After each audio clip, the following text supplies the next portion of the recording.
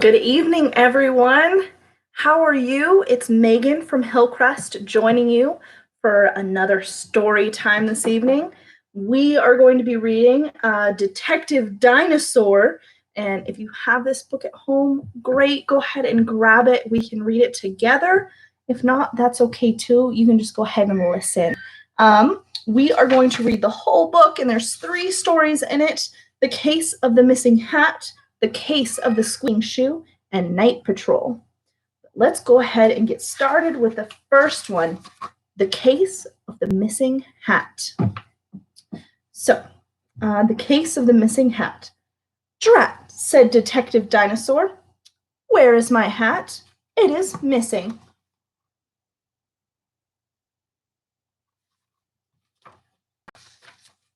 Detective Dinosaur looked in his desk. No hat. He looked on his bookshelf. He looked in his wastebasket. He saw a banana peel, but no hat. Bring! The telephone rang.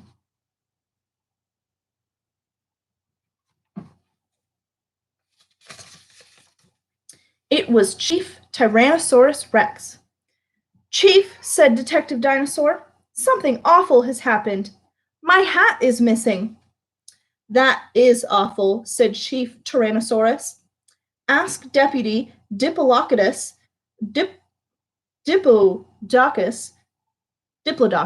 there we go, at the Office of Missing Hats. Maybe he has seen your hat." "Okay, Chief," said Detective Dinosaur.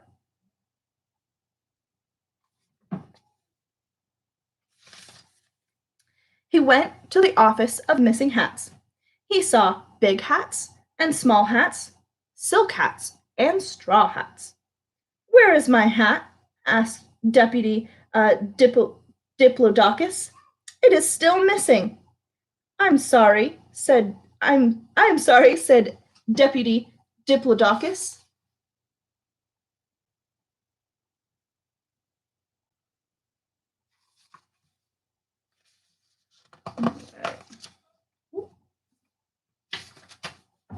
Detective Dinosaur walked away and ran into Officer Pterodactyl. "You look sad, sir," she said.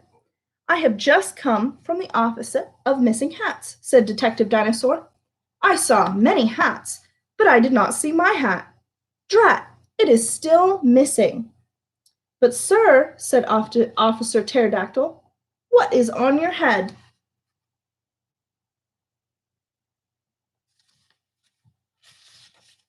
Detective Dinosaur reached up. He felt something on his head.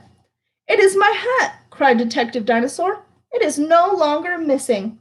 Officer, how can I ever thank you?" "No need, sir," said Officer Pterodactyl. "Glad to help out." Case closed.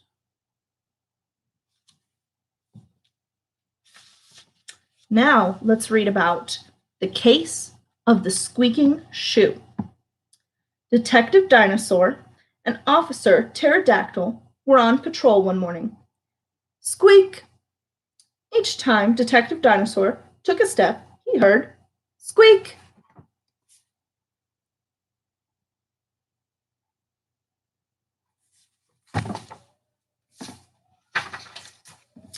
"Officer Pterodactyl," said Detective Dinosaur, "each time I take a step, my shoe squeaks." "Perhaps it is too tight, sir," said Officer Pterodactyl. "No," said Detective Dinosaur. "It fits me fine."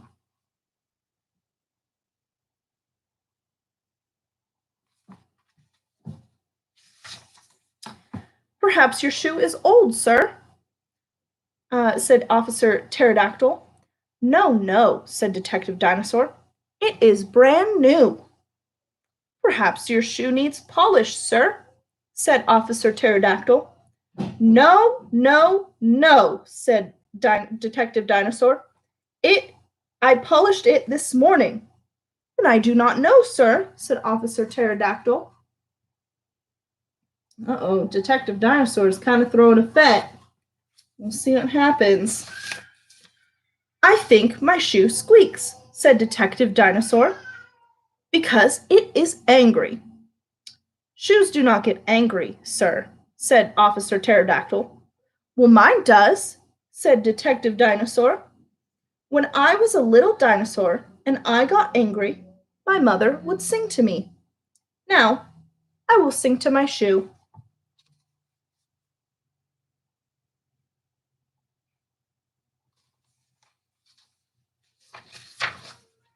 Detective Dinosaur sang, Oh, shoe, my shoe, do not feel bad. I am not mean. I am not mad. What makes you squeak with all your might? Are your shoelaces tied too tight? Oh, go away, said a small voice. Ooh, wonder what that voice could be. Do you think it's his shoe? Did you speak, shoe? Asked Detective Dinosaur. No, said the voice. I did. A mouse climbed out of the shoe. I was trying to take a nap, said the mouse, but each time you took a step, your big foot squeezed me. Now let me down and stop singing. Detective Dinosaur let the mouse jump out and run away.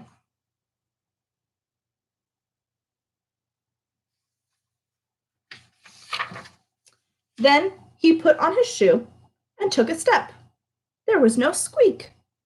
Hooray, said Detective Dinosaur. My shoe is no longer angry. Officer Pterodactyl shook her head and flew away, and Detective Dinosaur walked on without a sound. Case closed.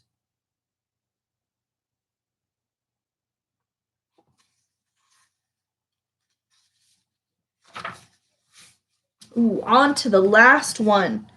Night Patrol. Detective Dinosaur and Officer Pterodactyl were on night patrol. It was quiet and dark.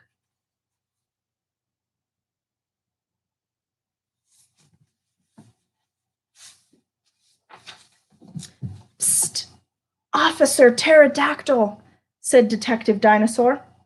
I think someone is following us. Do not worry, sir, said Officer Pterodactyl. It is only our shadows.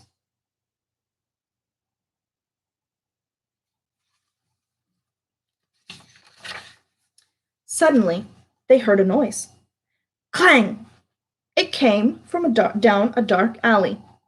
Detective Dinosaur and Officer Pterodactyl tiptoed down the alley. Do you see them tiptoeing?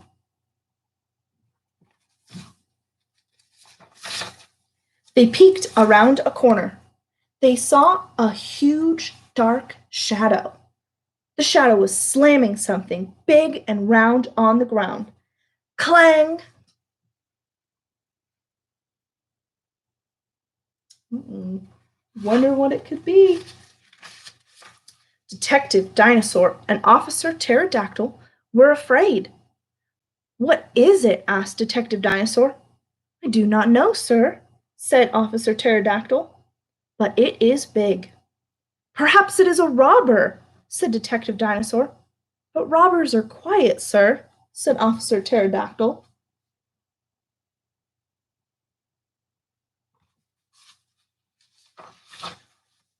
Perhaps it is a monster, said Detective Dinosaur.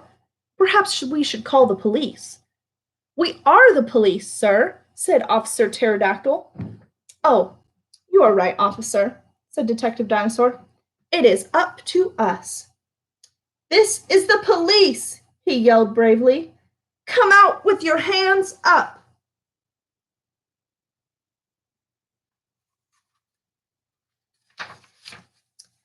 Thank goodness, said a little voice. Come, help me quickly. Detective Dinosaur and Officer Pterodactyl went around the corner. They found a little stegosaurus. My mama told me to take out the garbage, she said, but my tail got caught on this lid and I cannot get free. The little stegosaurus swung her tail and slammed the lid on the ground. Clang!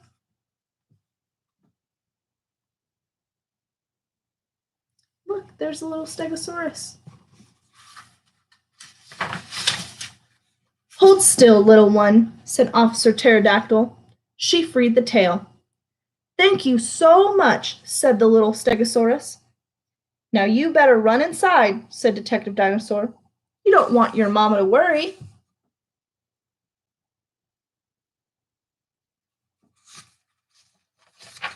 Detective Dinosaur and Officer Pterodactyl walked back down the alley. I'm so glad it was not a monster, said Detective Dinosaur. Do not worry, sir, said Officer Pterodactyl. I will always protect you. Yes, said Detective Dinosaur. You are brave, officer. So are you, sir, said Officer Pterodactyl.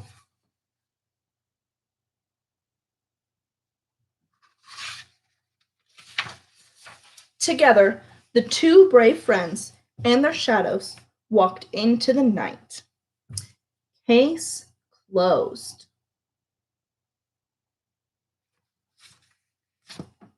What did you think about Detective Dinosaur? He was kind of silly, huh? But at least he had Officer Pterodactyl to help him. Well, thank you for joining me for another night of story time. We'll see you next time and hope you have a wonderful night. Thank you. Bye-bye.